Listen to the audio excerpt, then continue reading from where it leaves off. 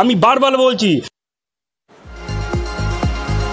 শুধুমাত্র আপনাদেরকে যে ছবিটা দেখালাম সেই ছবি নয়, আরো একটা ছবি দেখায়। ডোম জুড়ে আস্ত একটা বাংলাদেশ গড়ে উঠেছে, এলাকায় গজিয়ে উঠেছে বাংলাদেশি পাড়া, বাস করছে প্রায় কয়েক হাজার বাংলাদেশি অনুপ্রবেশকারী।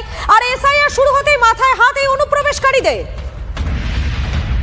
সুব্রত রয়েছেন সরাসরি আমাদের সঙ্গে। সুব্রত, তারা কবে থেকে এখানে আসছেন, কবে থেকে এখানে থাকা শুরু করেছেন, আর তারা সব থেকে বড় গুরুত্বপূর্ণ প্রশ্ন, কি কি সুযোগ সুবিধা তারা নিচ্ছেন এই সরকারের?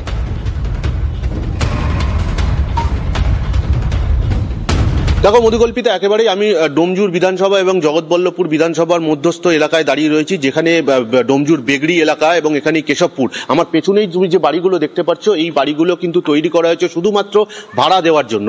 এবং এখানে ছোট ছোট ঘর রয়েছে, যে ঘরগুলোতে বাংলাদেশ থেকে আসা প্রচুর মানুষ তারা কিন্তু ভাড়া নিয়ে থাকতো। এবং জানা যাচ্ছে এই কলোনি কিন্তু বাঙাল কলোনি নামেই পরিচিত, এবং এখানে প্রচুর বাংলাদেশের লোকজন তারা আসতো। তুমি দেখতে পাচ্ছ, আমি আমার ক্যামেরা পার্সনকে সেই ঘরগুলোর ছবি একবার দেখাতে বলবো।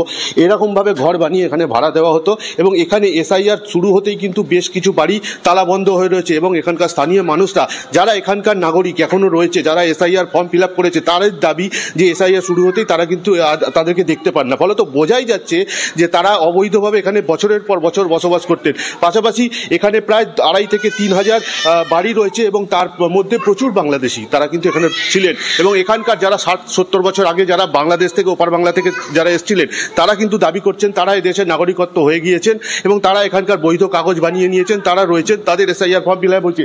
পাশাপাশি কিন্তু প্রচুর ঘর, যে ঘরগুলোতে আমি একটু কথা বলে নেবার চেষ্টা করব।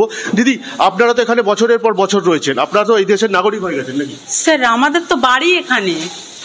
আর যারা বাংলাদেশ থেকে এসে থাকতো তারা কি দেখতে পান এখন? স্যার এই বিল্ডিং এ, আপনি ক্যামেরাটা দূরে রাখুন, এই বিল্ডিং এ কোনো বাংলাদেশি নেই। আমি আপনাকে আগে তথ্য দিলাম। মানে এই পাড়াতে এলাকাতে থাকতো তো আগে প্রচুর, তো থাকতো, আমি শুনেছি প্রচুর। আপনি শুনলে তো হবে না, আমরা এখানকার বাসিন্দারা, আমরা তো জানি তারা নেই এখন। তারা এখন নেই, মানে বোঝাই যাচ্ছে। দেখো, যারা আগে থাকতো তারা এখন নেই, অনেকেই চলে গিয়েছেন এসআইআর শুরু হতে বৈধ কাগজপত্রের অভাবে। তবে এখানকার প্রবীণ মানুষ যারা রয়েছে, আমি এখানকার স্থানীয় বাসিন্দা, তাদের সঙ্গে একটু কথা বলার চেষ্টা করব। একটু আপনি যদি আসেন একটু কথা বলতাম। আপনারা তো এখানে বছরের পর বছর রয়েছেন, আপনারা তো প্রায় কতদিন ধরে রয়েছেন আপনারা এখানে? আমরা এখানে 18-20 বছর আছি। আচ্ছা, আপনাদের বৈধ কাগজপত্র সব রয়েছে? সব আমাদের কাগজপত্র সব ওকে আছে। এই এলাকায় তো যারা ওপার বাংলা থেকে বেশ কিছুদিন আগে যারা এসেছিল, তাদেরকে আর দেখতে পাচ্ছি না। এটাই বলছি, এটা তো ভাড়াটিয়া বাড়ি, আমরা তো আমাদের কাজ মনে নিয়ে থাকি, দোকানপাট নিয়ে থাকি, আমরা কে তাদেরকে কি আর দেখতে পান? না, দেখতে পাচ্ছি না। তার মানে তারা চলে গিয়েছে। সেটাও তো দেখতে পাচ্ছি না, দেখবো কি করে? একেবারে বোঝা যাচ্ছে, যেটা চোখে দেখা যায় না তা কিন্তু নিরুদ্দেশ, এমনটাই মনে করা হচ্ছে। এবং এই যে বেগড়ি জলা এলাকা বা এখানে কেশবপুর, এই এলাকায় প্রচুর ওপার বাংলার মানুষজন। বোঝাই যাচ্ছে যে এলাকায় তুমি ঢুকে গিয়েছিলে, সেখানে বেশ কয়েকটি পরিবার রাতারাতি উধাও হয়ে গেল, কোথায় চলে গেল কেউ জানে না, কিন্তু এসেছিল তারা বাংলাদেশ থেকে। শুভজিৎ, একদমই তাই।